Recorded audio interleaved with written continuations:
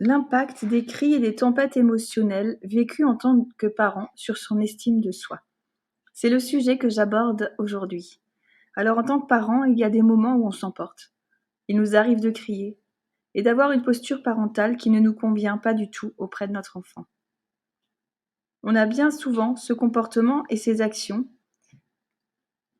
ne sont pas en adéquation avec ce qu'on a envie d'être en tant que parent. Et à ce moment-là, on commence à se remettre en question. Cela est quelque chose de tout à fait normal de te remettre en question, car cela te permet de t'adapter en vue de t'améliorer, pour te sentir mieux. En général, on se remet en question quand on vit quelque chose qui ne nous convient pas, ou qui peut même être douloureux. Seulement, il y a une différence primordiale entre le fait de se remettre en question et le fait de remettre en question qui on est.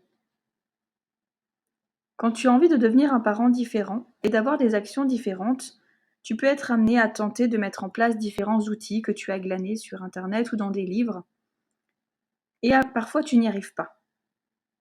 En tout cas, tu n'arrives pas comme tu l'aimerais ou comme c'est décrit. Tu pars alors à la recherche d'un autre outil, de quelque chose qui serait plus adapté à ta situation. Cependant, tu n'as toujours pas les résultats que tu souhaites. Et cela se répète encore et encore. À ce moment-là, tu en viens à remettre en question ton identité. Est-ce que je suis un bon parent ? Est-ce que ce que j'apporte est optimal pour mon enfant ? Est-ce qu'il a ce qu'il faut pour qu'il devienne un adulte confiant et serein dans le futur ? Tu peux même t'en venir à poser la question, est-ce que je suis capable de devenir un parent différent ? Est-ce que c'est possible pour moi de devenir le parent que je souhaite être ? Parfois, tu peux te dire que ça ne fonctionnera jamais comme tu le veux et que tu resteras toujours dans un fonctionnement identique. Tu n'arriveras pas à être différent, car tes habitudes te rattrapent encore et encore avec le temps. Peut-être tu peux observer des petits changements sur quelques jours, mais sur le long terme, tu te retrouves à avoir des comportements que tu avais auparavant et que tu ne souhaites plus avoir. Et à ce moment-là, ça devient encore plus compliqué, car quand tu observes cela, tu te rends compte que tu arrives à nouveau à la case départ. Tu peux te demander, est-ce que je suis trop laxiste ? Est-ce que cela est en lien avec ma propre histoire, avec ma propre enfance ? Et là, ce que je souhaite se partager, c'est que tu es le parent parfait pour ton enfant. Tu es vraiment le parent parfait pour ton enfant. Le fait de te remettre en question et d'en arriver là où tu es aujourd'hui prouve que tu es dans une réelle démarche d'amélioration. De faire de ton mieux, et même à 300%, pour ton enfant. Sinon, tu ne serais pas là à écouter cela et à te poser des questions. Je me suis retrouvée moi-même dans cette situation il y a quelques années, à me poser des questions, encore des questions, et encore des questions, et je ne trouvais pas de réponse adaptée sur le long terme.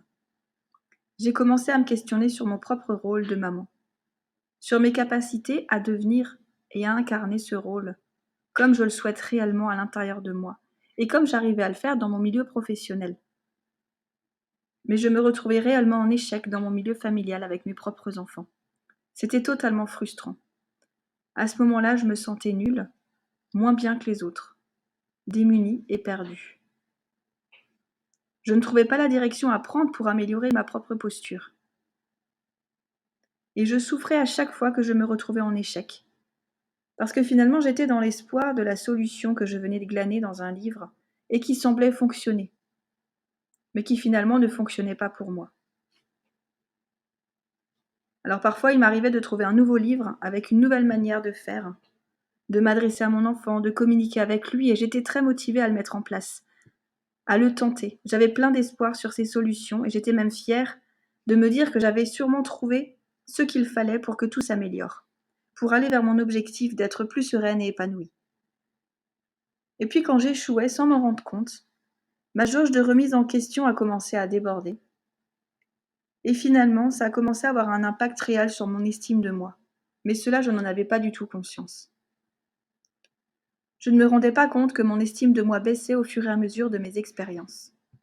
En fait, plus je cherchais des solutions qui ne convenaient pas, plus mon estime de moi baissait. Et je suis alors rentrée dans un cercle négatif, où moins j'avais d'estime de moi, et moins j'étais moi-même, car je m'éloignais de ce que je voulais vraiment être. C'est comme si ma petite flamme intérieure de confiance diminuait au fur et à mesure de mes expériences. Et je perdais doucement pied. Je ne savais plus quelle direction prendre.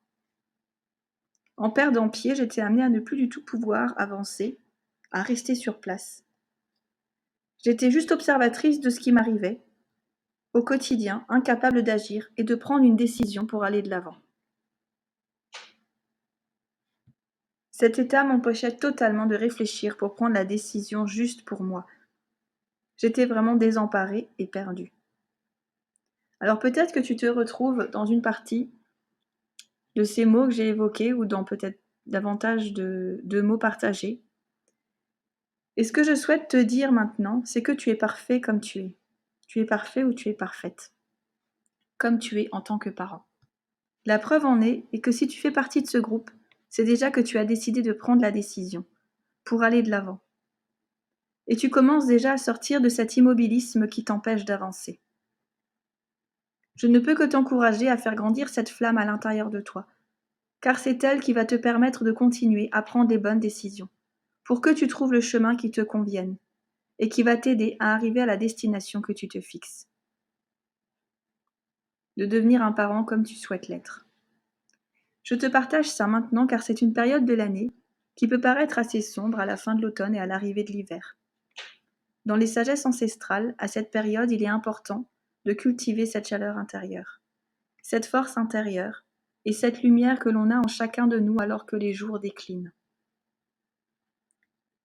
Là, nous sommes passés le 21 décembre. Alors, à l'image de ces jours qui sont en train de rallonger, le soleil va prendre de plus en plus de place et les nuits obscures vont diminuer. Et je t'invite chaque jour maintenant à cultiver cette flamme intérieure en trouvant une action positive journalière que tu as mis en place. Alors j'espère que tu as apprécié ce contenu et qu'il va réellement t'aider à cheminer pour être plus sereine et épanouie au quotidien.